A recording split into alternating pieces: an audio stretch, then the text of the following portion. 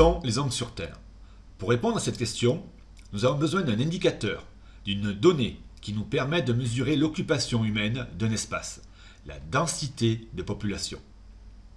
La densité de population représente la quantité d'individus vivant sur une certaine superficie du territoire. On utilise le découpage par kilomètre carré. Imaginons un carré d'1 km de côté, soit 1 km carré de superficie. On compte le nombre d'habitants, on divise ce nombre par la superficie. Ici, le résultat est simple, 8 habitants au kilomètre carré. Pour montrer cette information, on doit construire une carte. Il faut donc simplifier les informations. Ainsi, un point sur la carte peut représenter un nombre plus important d'individus. Ici, un point peut représenter 8 habitants, ou alors 500 habitants. On peut utiliser également les couleurs, et donc un code des couleurs. Le rouge indique toujours une très forte densité, ici 8 habitants.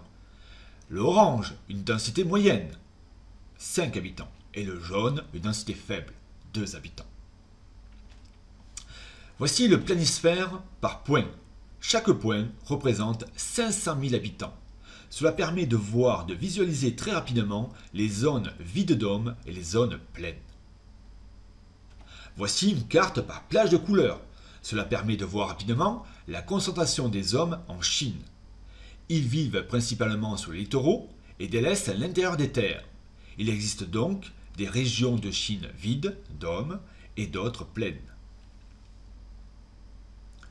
Pour l'évaluation, vous devez être capable de classer ces pays imaginaires et numérotés de 1 à 8 de différentes façons.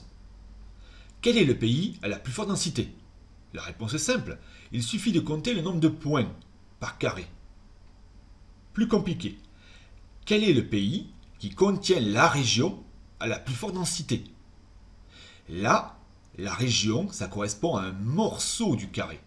Il suffit de trouver la région d'un pays où la concentration de points est la plus forte et ensuite de compter les points.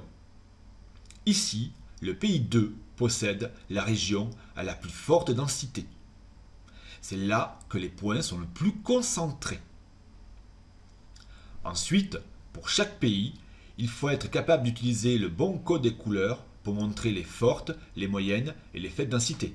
Attention, un pays peut être colorié tout en jaune, parce qu'il ne comporte que des faibles densités, ou tout en rouge, avec des très fortes densités, ou avec 2 couleurs, ou 3 couleurs.